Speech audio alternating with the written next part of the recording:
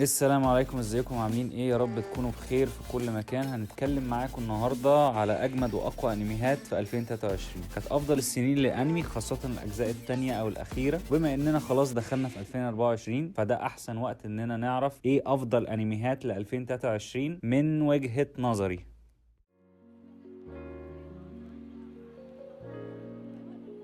في المركز العاشر معانا الجزء الثالث من ديمون سلاير. اللي معرفش ديمون سلاير، هي قصته بتدور حوالين البطل تانجيرو وعيلته، ناس بسيطة. في يوم من الأيام بيرجع بيلاقي عيلته كلها اتقتلت، أخته اتحولت لشيطان. بيقرر تانجيرو إنه يبقى قاتل شياطين ويرجع أخته تبقى بشرية تاني. طبعا سامع ناس بتقول إزاي يعني الأخير يا علي من أجمد الأنميات اللي نزلت في آخر 4 سنين. ده صحيح، بس الحقيقة إن الجزء الثالث من ديمون سلاير بالنسبة لي كان عادي. هو حلو بس مش بنفس المستوى اللي متعودين عليه من الأجزاء اللي قبله، اللي فعلا كانت بتخليك متحمس جدا ومتأثر بالأحداث. بس غير كده طبعا بنصح بان الناس تشوفه، بس ما تتوقعش نفس القوة اللي كانت في الأجزاء اللي فاتت. الأنمي مصنف أكشن شونن خيال. الأنمي من إنتاج استوديو يوفي تيبل، وعدد الحلقات المرة دي أقل من الأجزاء اللي فاتت، 11 حلقة فقط.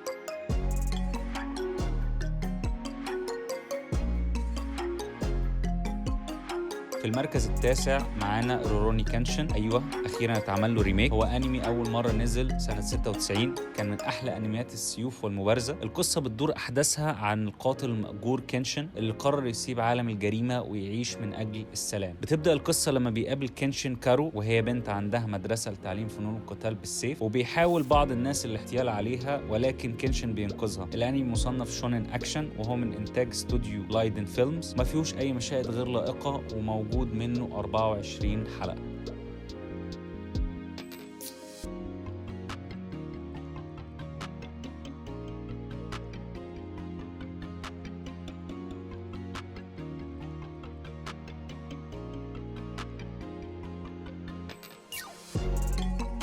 في المركز الثامن معانا فريرين. تحكي قصة فريرين عن ساحرة من الألفز، والألفز معروف عنهم إن هم بيعيشوا سنين طويلة جدا. بتنتصر هي وأصدقائها المغامرون على ملك الشياطين، وبيعم السلام الأرض بعد رحلتهم الأولى. الأنمي ده مميز قوي عن أي أنمي، لأننا متعودين على أنمي الفانتازيا بالذات إن هو بينتهي لما البطل بيهزم ملك الشياطين وبيعم السلام، وبيكون ده نهاية المسلسل. لكن المسلسل ده بدايته جديدة، لأن الرحلة هتبدأ من نهايتها. من أول حلقات أنا انبهرت، لأن أنا اتأثرت بمشاعر فريرين لما بيمر الوقت عليها، لأنها بتكبر ببطء، وأصحابها بيكبروا وبيتغير شكلهم وبيموتوا، لأن ده عمر البشر مقارنة بعمر الألفز. طبعا بتحزن عليهم وفعلا نص والأحداث بتخلي الواحد يتأثر معاها. وبتبدأ رحلة فريرين إنها إزاي عرفت أهمية الوقت، وإزاي ندمت على اللحظات الحلوة اللي عاشتها مع أصحابها، وعشان كده هتبدأ رحلتها بشاف معنى الحياة، وهتحاول تستغل كل لحظة بحلوها ومرها. الأنمي من إنتاج استوديو ماد هاوس، موجود منه 28 حلقة، مصنف عيال ودراما شونن ومغامرة.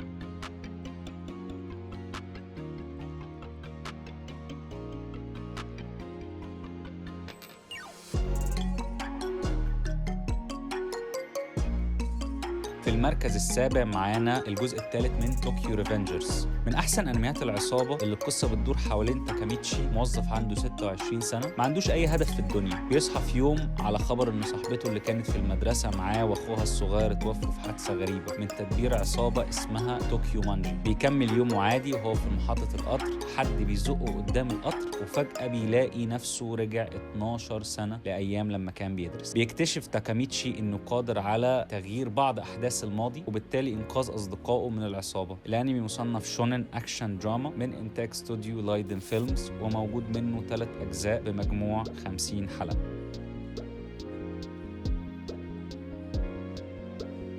في المركز السادس معانا Undead Girl Murder. توسوجارو هو شخص عنده قدرات خارقة، بيتميز في قتل الشياطين، وبيساعده في ده انه هجين ما بين انسان وشيطان. توسوجارو شغال في سيرك، وفي يوم وهو مروح حس بحد ماشي وراه وبيراقبه، وفجأة الشخص هجم عليه وحاول يقتله. بيفاجأ ان البنت بتتكلم، ومن غير ما تحرك بقها اكتشف ان القفص اللي شايلاه فيه راس بنت تانية. البنت بتقوله انها عارفاه، ولو فضل يستخدم قوته هيتحول لشيطان، وبيعمل اتفاق انه هيرجع لها جسمها، وان هي تمنعه ان هو يتحول لشيطان. بهنا تبدا الرحله. الانمي مصنف تاريخي خيال وغموض من انتاج استوديو لابن تراك، وموجود منه 13 حلقه.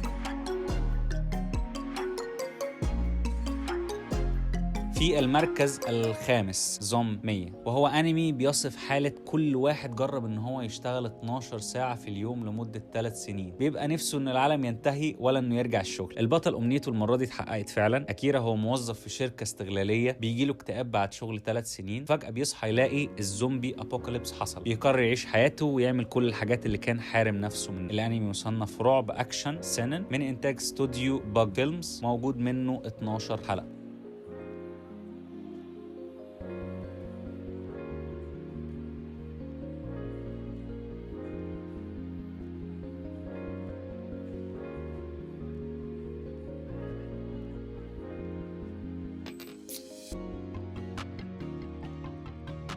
في المركز الرابع هو هيلز بارادايس. الانمي ده بيفكرني جدا بهانتر اكس هانتر، بالذات الارك بتاع الامتحان. جابيمارو هو شينوبي هارب من القريه عشان خلاص ما بقاش عايز يقتل الناس، وبالتالي حكم عليه بالاعدام، وبالفعل اتنفذ فيه حكم الاعدام بكل الطرق الممكنه، بس ما ماتش لحد لما جت بنت من عشيره الجلادين وعرضت عليه انه ياخد عفو من الشوجن ذات نفسه لو لقى اكسير الحياه. بيوافق جابيمارو وبينتقل هو وكل المجرمين المحكوم عليهم بالاعدام عشان يبدا البحث عن الاكسير.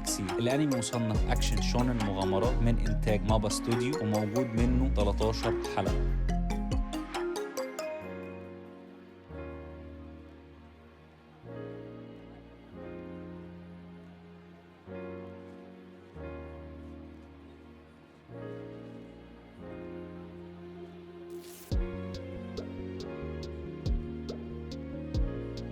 في المركز الثالث الجزء الثاني من انمي فينلاند ساغا. انا الصراحه بعد لما خلصت سيزون 1 قلت خلاص مش هينزل جزء جديد يكون بالانبهار ده، ولكن الجزء الثاني ابهرني بجد. استكمال رحله تورفين بعد لما كبر، والتغيير النفسي اللي بيمر بيه، والشخصيات الجديده اللي اتضافت للانمي خلتني ما قدرتش، وقعدت فعلا خلصته كله في اجازتي. اللي ما عرفش فينلاند ساغا، هي القصه بتدور حول الحرب ما بين انجلترا والدنماركيين، وبطلنا بيلاقي نفسه اتشد وهو لسه طفل صغير. مش هقول اكتر من كده عشان فعلا انمي جميل وبنصح الكل ان هو يشوفه.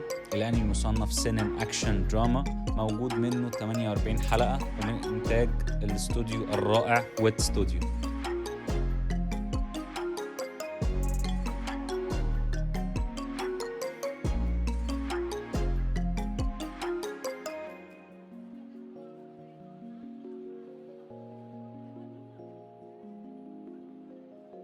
طبعا جوجيتسو كايسن سيزون 2. استوديو مابا بيبدع السنه دي في جوجيتسو كايسن، يعني بجد انيميشن الصراحه قوي جدا، والفايتنج سينز حلوه قوي. الواحد قاعد مركز في الاحداث. اللي ما يعرفش جوجيتسو كايسن، هو انمي بيحكي عن الاحاسيس السلبيه اللي عايشه في البشر، بتقدر تتجسد على شكل لعنات، وتقدر تاذي اي حد عادي بدون ما يقدر يعمل حاجه. وهنا بيجي دور طاردي اللعنات. هم مدرسه لتعليم الموهوبين فنون طرد اللعنات، والبطل بيلاقي نفسه في موقف بيضطر فيه انه ياكل حاجه فيها لعنة، وبالتالي بيلاقي نفسه فجأة بقى عايش جواه واحد من أقوى اللعنات على مر التاريخ. طبعا البطل لازم يتعلم يتعايش مع اللعنة اللي جواه وإلا هيموت. الأنمي مصنف مدرسي شونن أكشن، وموجود منه 47 حلقة.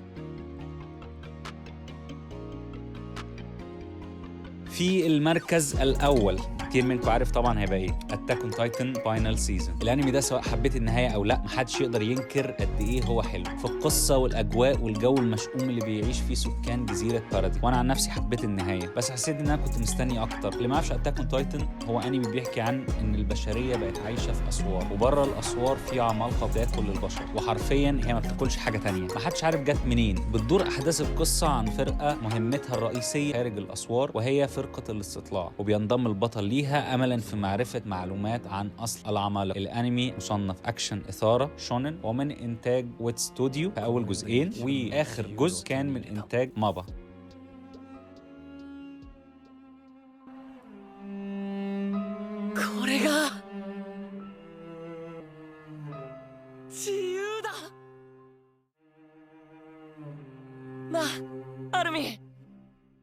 التقييم ده كان وجهة نظري اللي هي طبعا صح، واللي عايز يعاركني يعارك. اكتبوا لي تحت في الكومنتات رأيكم ايه، ولو عايزين نعمل ريفيو عن انمي معين. لو عجبك الفيديو اشترك في القناة وفعل زر الجرس عشان يوصلك كل جديد. كان معاكم علي متولي، اشوفكم الفيديو الجاي على خير.